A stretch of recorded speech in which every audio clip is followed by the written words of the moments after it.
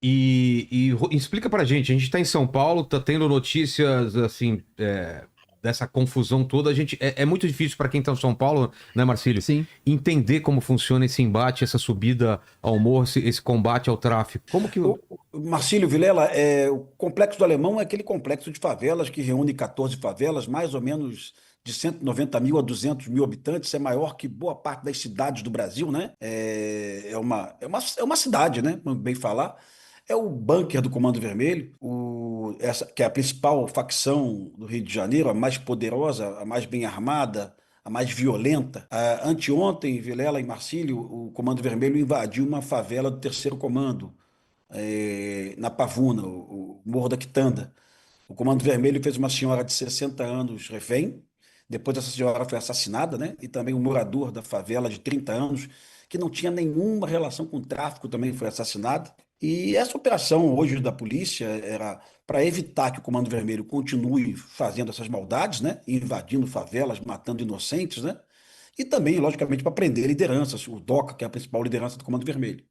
Vilela, a primeira questão que eu preciso deixar claro para você é que eu estou lendo aqui os comentários de sociólogos, antropólogos e jornalistas, pessoas que nunca colocaram um pé numa favela. Pois é. Então, assim, faltou inteligência na operação policial. É.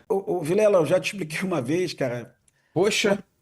quando você tem o dado de inteligência, você sabe onde o bandido está escondido, onde está o paiol das armas, onde tem as rotas de fuga, né? Onde tem lá o bunker da liderança, do DOC. Tem que realizar uma ação para prender esses bandidos, né? E Isso quando não é tem. feito. Isso não, o Pimentel, isso não é feito de uma noite para outra. Isso tem estudo, tem toda uma preparação, né? Vilela, segundo o relato aqui dos delegados da Polícia Civil, foram 10 meses de preparação. O Caramba. que eu sei aqui, apurado aqui, é que boa parte dos alvos que foram presos, desses bandidos presos, a polícia tinha inclusive mandado de busca e apreensão e mandado de prisão expedido por juízes competentes, né? E também tinha foto dos bandidos. Então, tinha todo o dado de inteligência, sabe? Não faltou inteligência para nada, pelo amor de Deus.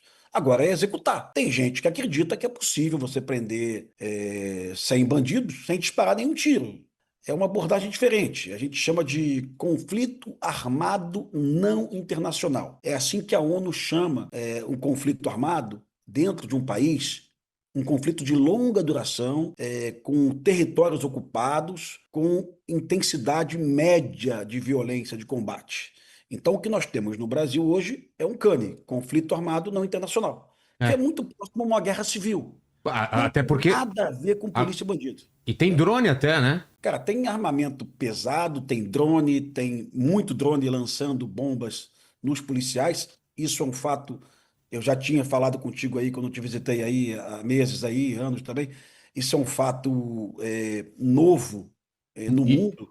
Isso e muda, aconteceu. né? Muda a dinâmica, né, dos combates, né? Do enfrentamento. Totalmente, cara, totalmente. A aproximação da força policial nesse complexo de favelas, que tem 9 milhões de metros quadrados, é gigantesco, né? A aproximação policial já é impossível sem que a polícia seja identificada pela facção. Então, aquela história romântica do bandido com fogos explodindo para avisar que a polícia chegou, isso acabou. Esquece. São 12, 10 drones a 400 metros de altura, 1.200 pés, filmando em tempo real a aproximação da força policial. Então vai ter confronto. A dúvida do brasileiro hoje é: vale a pena esse confronto, né?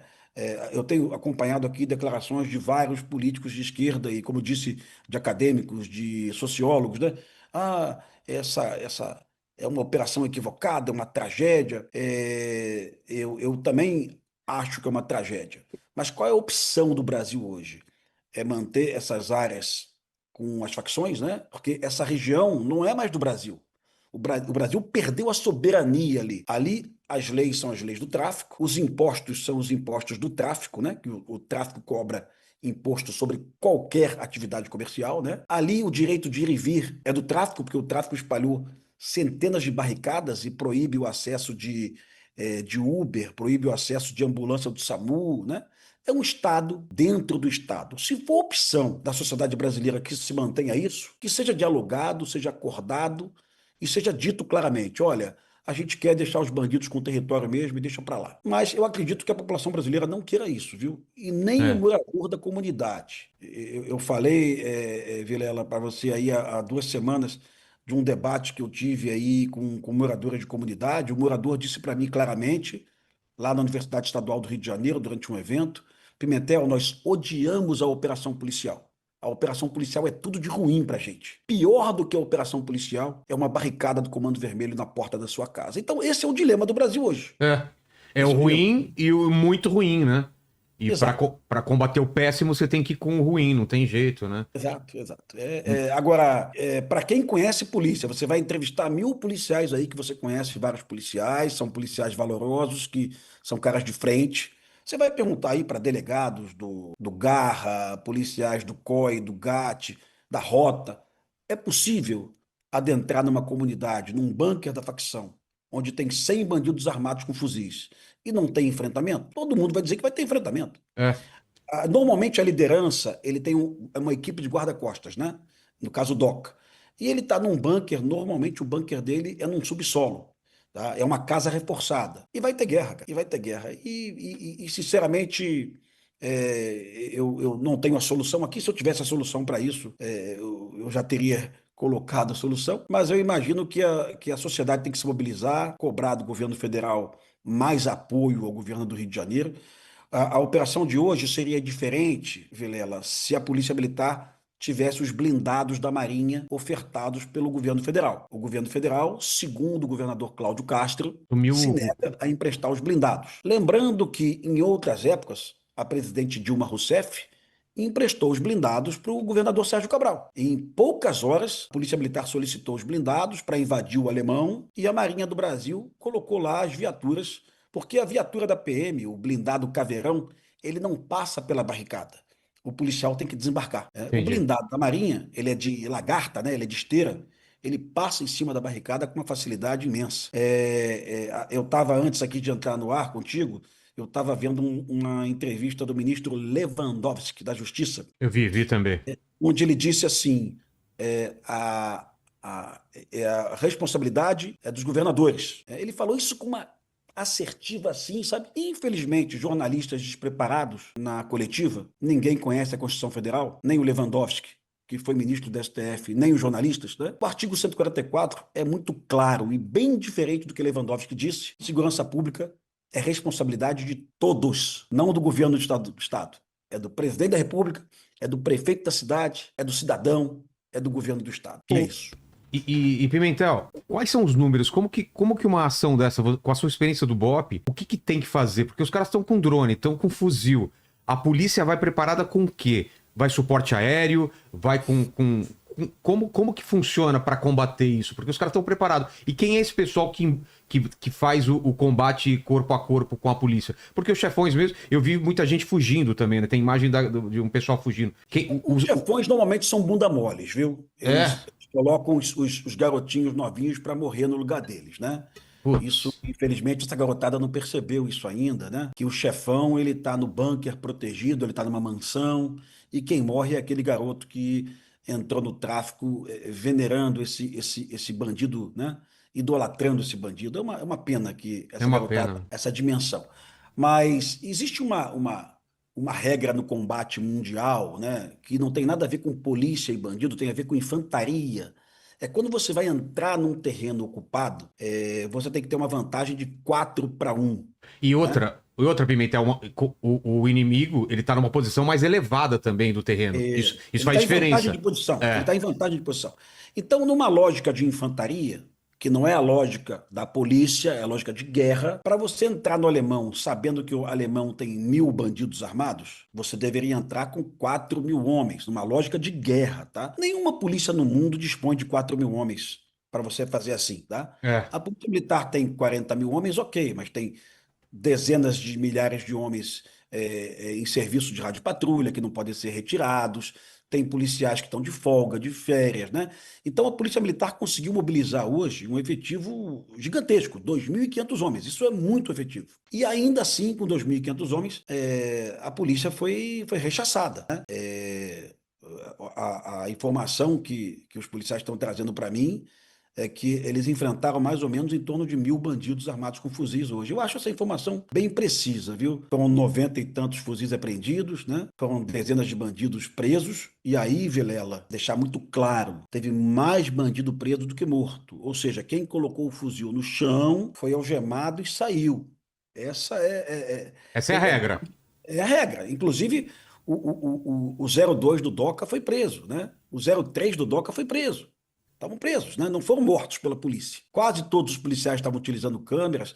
Pode ser que surja denúncias nos próximos dias aí de chacina. Pode acontecer, são milhares de policiais do terreno confrontando, milhares de policiais nervosos em becos, em combates que um policial não vê o colega, ele está num beco combatendo, não está vendo o colega do lado. Pode ser que aconteça.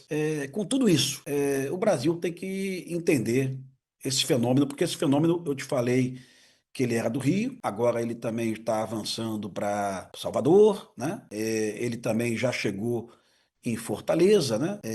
Está em várias periferias do Brasil, sendo que Fortaleza, hoje, tem uma situação até um pouco pior que a do Rio. Moradores estão sendo expulsos de suas casas pelo Comando Vermelho, né? E a Polícia Militar de Fortaleza está lá indo no bairro oferecer segurança para o morador fazer a mudança, não para o morador permanecer no bairro. O morador fazer a mudança. É a sinalização de que o governador do Ceará aceitou a derrota, né? E, cara, não tem como a gente não tocar nesse assunto. Eu sei que nosso objetivo nunca é politizar o nosso debate, mas, meu amigo, há 5 dias o presidente Lula disse que a culpa disso é do viciado. Aliás, depois que ele usou o termo usuário, né? Ele disse que o traficante, esse facínora que matou uma mulher de 60 anos em casa, anteontem, no Comando Vermelho, o presidente Lula disse que o traficante é vítima.